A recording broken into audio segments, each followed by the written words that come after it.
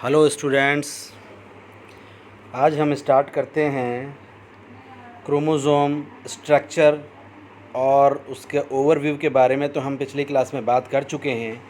आज उसका ऑर्गेनाइजेशन यानी किस तरह से क्रोमोज़ोम ऑर्गेनाइज्ड होते हैं। हम दोनों टाइप के ऑर्गेनाइजेशन की बात करेंगे। यूकैरियोट्स में किस तरह से क्रोमोज़ोम का ऑर्गेनाइजेशन होगा और प्रोकैरियोट में किस तरह से ऑर्गेनाइजेशन होगा। तो आज हम यहाँ बात कर रहे हैं अभी क्रोमोज़ोम के स्ट्रक्चर को भी हम लेंगे साथ में, और यूकैरियोट जो क्रोमोज़ोम्स हैं उनका ऑर्गेनाइजेशन कैसे होगा। ऑर्गेनाइजेशन के लिए बहुत सारे मॉडल्स दिए गए हैं और जो सबसे ज़्यादा एक्सेप्टेड मॉडल है वो है सोलेनॉइड मॉडल। यानी कि क्रोमोज़ोम में डीएनए और प्रोटीन किस तरह से अरेंज हैं। ठीक है, आप जानते हैं कि डीएनए एक सेल के अंदर ही जो डीएनए है उसकी लेंथ कितनी होती है 1.8 मीटर, जबकि एक सेल बहुत छोटी होती है। तो इतना बड़ा डीएनए किस तरह से क्रोमोज़ोम्स में व्यवस्थित है उसके बारे में हम बात करते हैं।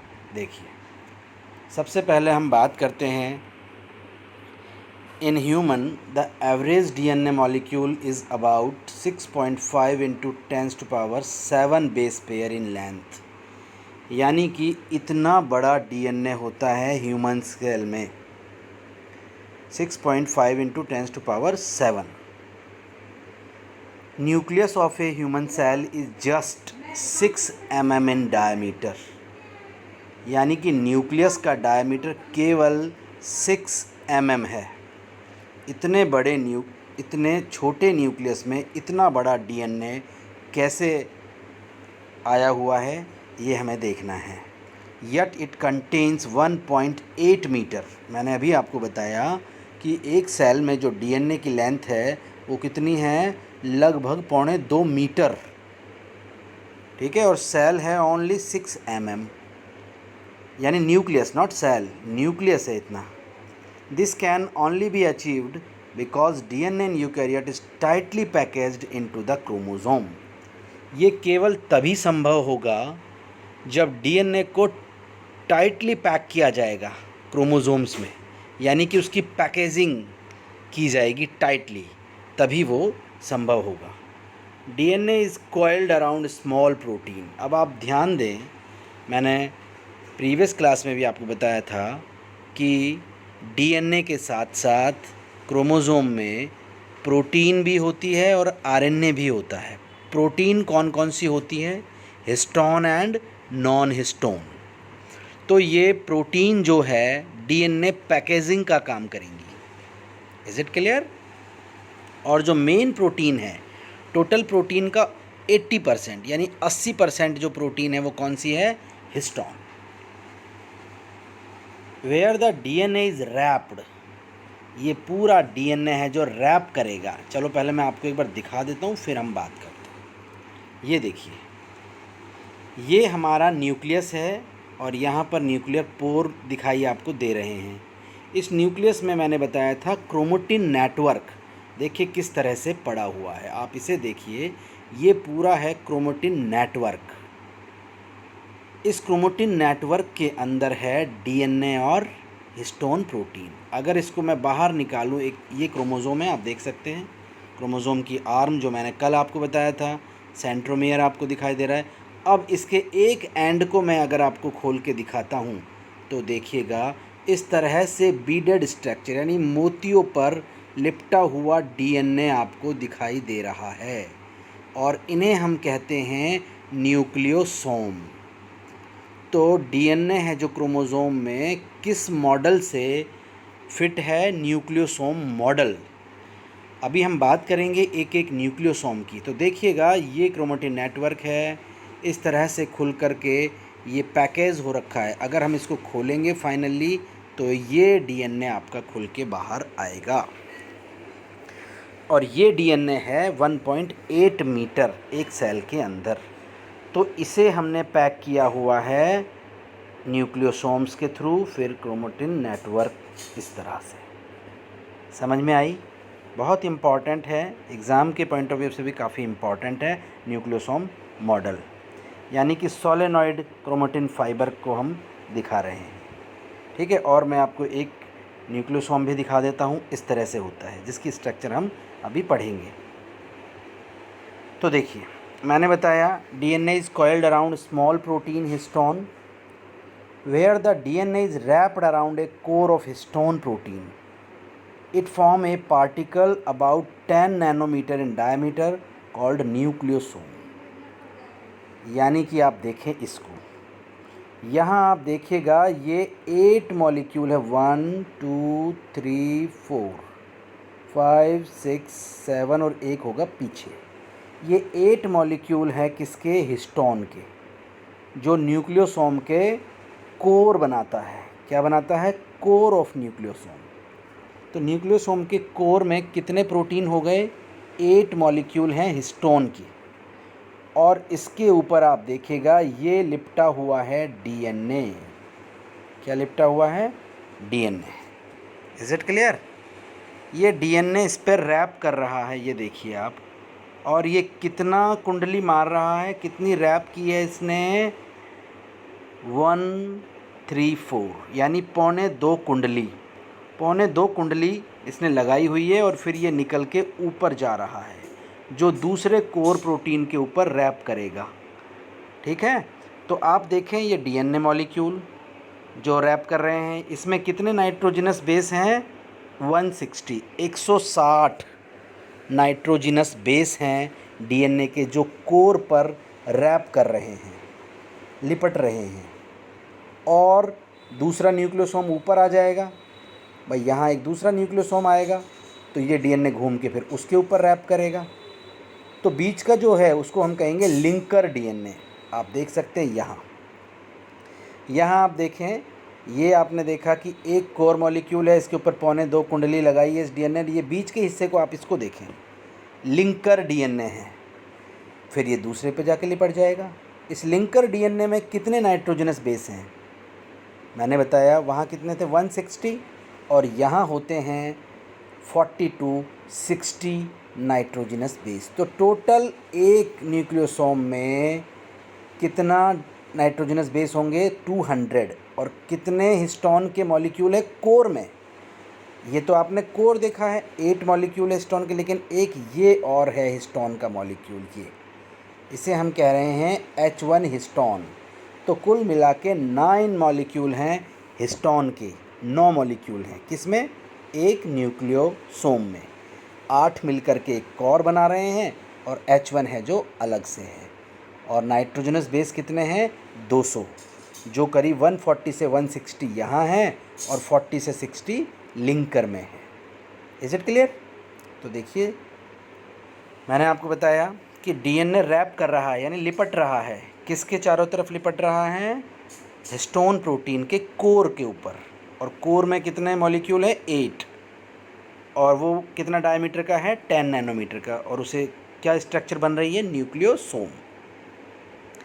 Nucleosome give the DNA strand appearance of A string of beads. अब आप देखिएगा पूरे डीएनए में जगह जगह पे क्या लगे हुए हैं? Core molecule. तो मोती की तरह दिखाई देगा या नहीं देगा? भाई मोतियों की तरह ये पूरा का पूरा आपको दिखाई दे रहा है। देखिए आप यहाँ पर, ये एक मोती है, फिर ये मोती है, मोती, इस तरह से पूरा बीडेड स्ट्रक्चर। बीडेड स्ट्रक्चर का मतलब होता है कि मोतियों की तरह से ये आपको दिखाई दे रहा है। देखिए, DNA appearance string beads and, यानी चेन दिखाई देती है मोतियों की। And this arrangement of DNA wrapped around stone serve to package the DNA efficiently. बस इस तरह से क्या होता है कि पूरा का पूरा जो डीएनए है वो एफिशिएंटली पैक हो जाता है किसमें? क्रोमोज़ोम में। Protect from enzymatic degradation. अगर ये क्रोमोज़ोम में पैक नहीं होंगे तो एंजाइम जैसा डीएनएज है, ठीक है, वो उसको ब्रेक कर देगा। लेकिन ऐसा कभी नहीं होता है, क्योंकि ये हिस्टोन के द्वारा पूरी तरह से प्रोटेक्ट करके इन्हें पैक कर दिया जाता है। When a eukaryotic cell is preparing to divide, जैसे ही विभाजन के लिए तैयार होती है क्रोमोज़ोम बिकम वेरी कंडेंस, बहुत छोटे मोटे हो जाते हैं, and visible under light microscope. जब हम सेल की स्लाइड बनाते हैं रूट टिप ले करके, हमें डिफरेंट स्टेजेस को देखना होता है, तो उस टाइम क्रोमोज़ोम हमें दिखाई देते हैं। और वो केवल कब, जब सेल डिवीज़न करना स्टार्ट करती है तो क्या करने लग जाती है, क्रोमोज़ोम है जो बहुत छोटे और मोटे यानी हाईली कंडेंस्ड हो जाते हैं। ये मैं आपको बता ही चुका हूँ किस तरह से क्रोमैटिन नेटवर्क है, और इसके अंदर ये न्यूक्लियोसोम की फॉर्म में पूरा डीएनए अरेंज होता है। ये न्यूक्लियोसोम का स्ट्रक्चर मैंने अभी आपको बताया, क्या क्या इसके अंदर है। कोर मॉलिक्यूल है जिस पर डीएनए लिपटा हुआ है, और 8 मॉलिक्यूल हैं हिस्टोन के, और एक ये है इसके अंदर H1 हिस्टोन। इस डायग्राम को एक बार आप फिर देखेंगे। एक न्यूक्लियोसोम है ये, जिसमें एक कोर मॉलिक्यूल है और डीएनए इस पर लिपटा हुआ है। एक से दूसरे न्यूक्लियोसोम को जोड़ने के लिए लिंकर डीएनए है। हिस्टोन कोर मैं आपको बता चुका हूँ। कोर डीएनए वो होता है जो कोर पर लिपटा हुआ होता है और बीच का अलग होता है। Nucleosome are the fundamental repeating subunit of all eukaryotic chromosome. जितने भी यूकैरियोटिक क्रोमोसोम होते हैं उन सब की फंडामेंटल यूनिट जो होती है वो होती है एक न्यूक्लियोसोम।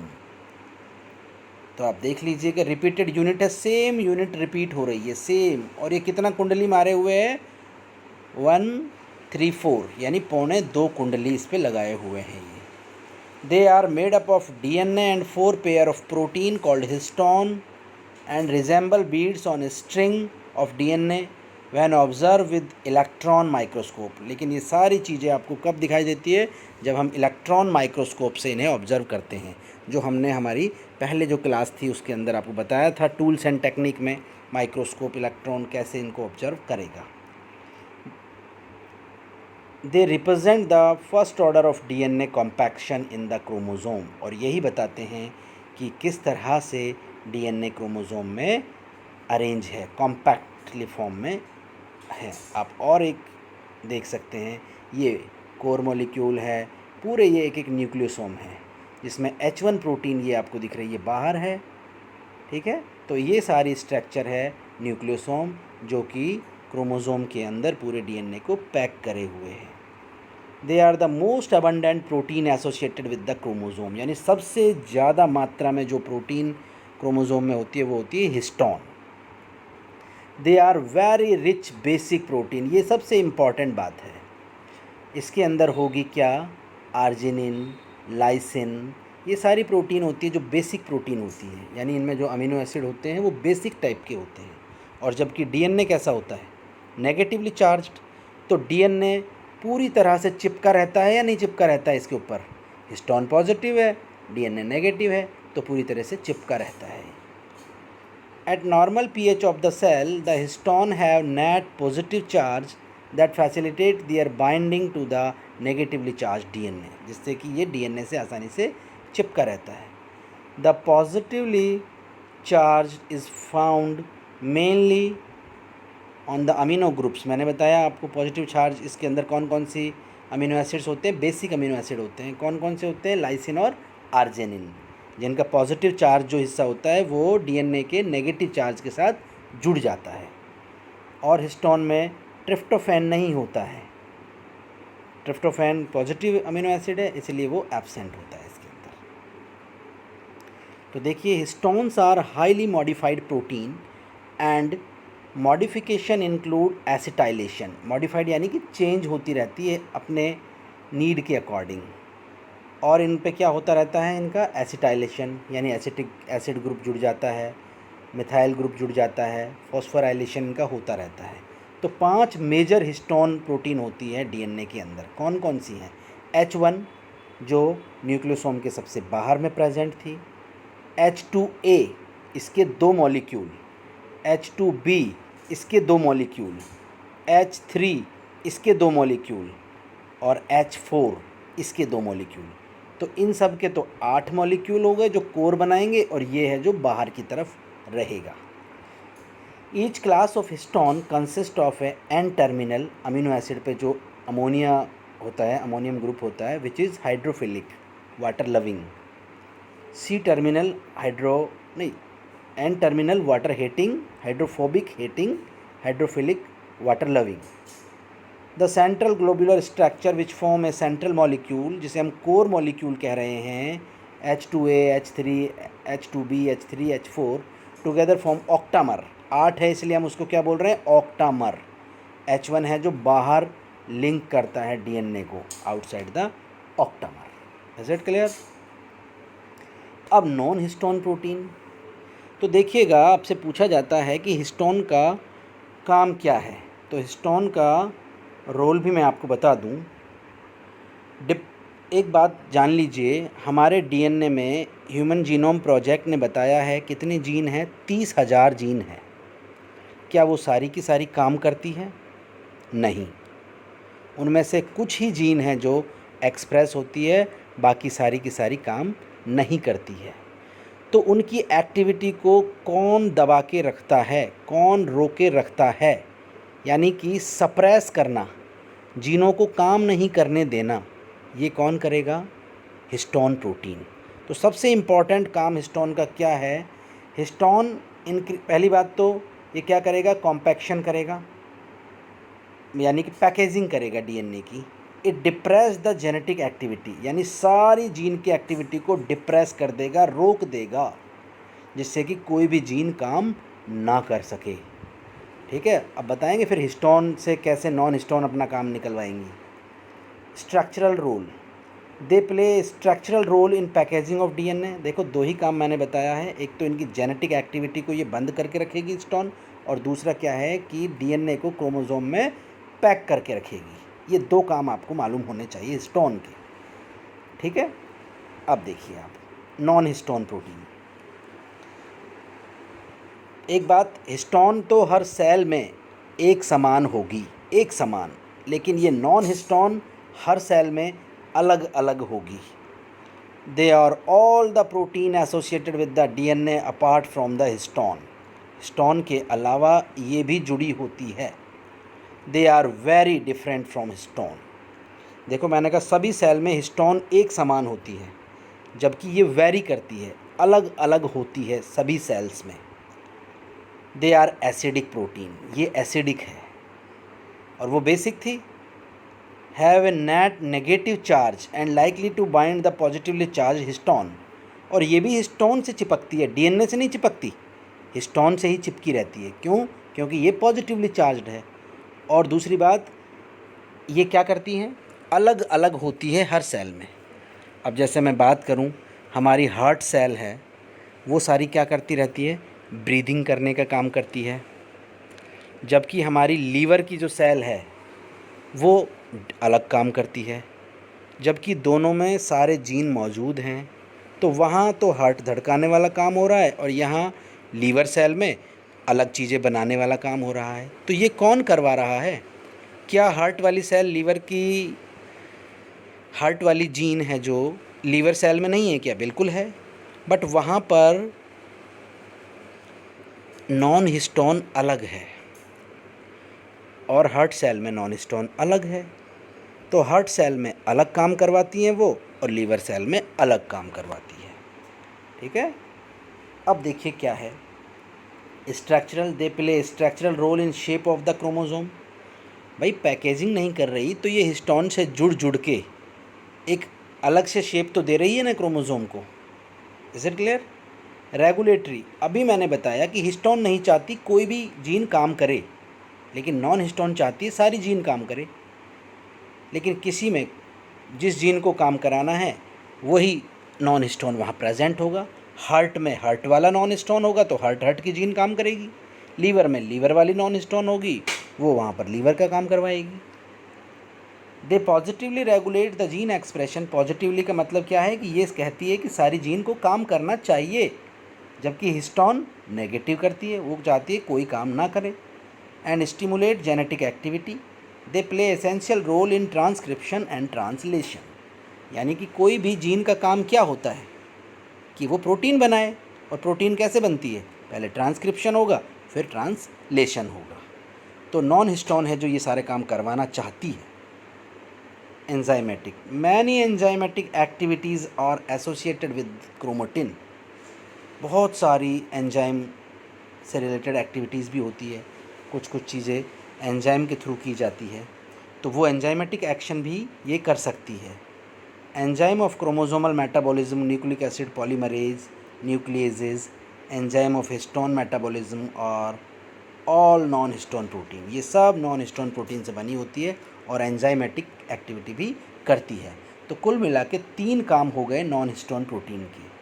क्या हो गया? एक तो क्रोमोसोम को शेप देना हिस्टोन के साथ जुड़ जुड़ के, दूसरा जीनों को एक्टिवेट कराना हिस्टोन से बचा के, और तीसरा एंजाइमेटिक एक्टिविटी, यानी कि डिफरेंट टाइप के मेटाबॉलिज्म को कंट्रोल करने के लिए ये एंजाइम बनाकर एंजाइम एक्टिविटी का काम भी करती है। तो ये था हमारा पूरा क्या, यूकैरियोटिक क्रोमोसोम का ऑर्गेनाइजेशन, जिसको हमने सोलेनॉइड मॉडल के थ्रू, यानी न्यूक्लियोसोम की स्ट्रक्चर और न्यूक्लियोसोम किस तरह से डीएनए को पैकेज करता है उसके बारे में बात की है। तो आज के लिए इतना ही बहुत है। कल की क्लास में हम करेंगे प्रोकैरियोट में किस तरह से क्रोमोसोम का ऑर्गेनाइजेशन होता है। Thank you.